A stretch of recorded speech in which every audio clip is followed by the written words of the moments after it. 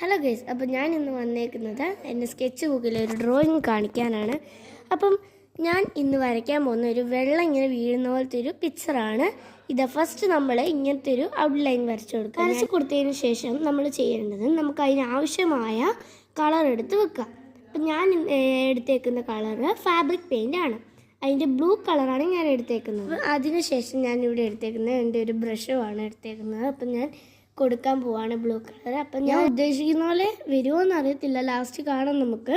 അപ്പം ഞാൻ കളർ കൊടുക്കുന്നതിൻ്റെ ഒരു ട്രാൻസാക്ഷൻ നമുക്ക് കണ്ടാലോ. അപ്പം അതിൻ്റെ ഇടയിലുള്ള വെള്ളത്തുള്ളി പോലത്തെ ഭാഗത്ത് ഞാൻ ഒരു കുഞ്ഞ് ബ്രഷ് കൊണ്ടാണ് കൊടുക്കുന്നത്. കൊടുക്കുമ്പോൾ പുറത്തോട്ട് പോവാതെ കൊടുക്കാൻ ശ്രദ്ധിക്കണം. എനിക്ക് ഒരുപാട് അങ്ങനത്തെ തെറ്റ് പറ്റിയിട്ടുണ്ട്. അപ്പം ഞാൻ താഴെയും കൂടി കൊടുക്കുകയാണ്. കൊടുത്തു കഴിഞ്ഞപ്പോൾ എനിക്കൊരു ഫിനിഷിങ് ലുക്ക് തോന്നുന്നില്ല.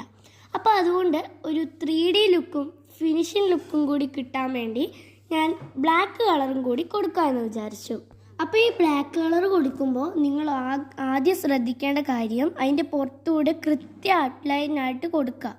പക്ഷേ ഞാൻ കൊടുത്തപ്പോൾ ഒരു ചെറുങ്ങനെ ഒരു തെറ്റ് പറ്റിയിട്ടുണ്ട്, ഇടയ്ക്ക് അങ്ങോട്ടും ഇങ്ങോട്ടും മാറിയിട്ടുണ്ട്. നിങ്ങൾ തന്നെ കണ്ടറിഞ്ഞോ എൻ്റെ ഈ ഒരു ബ്ലാക്ക് കൊടുത്തപ്പോൾ എന്താ പറ്റിയെന്ന്.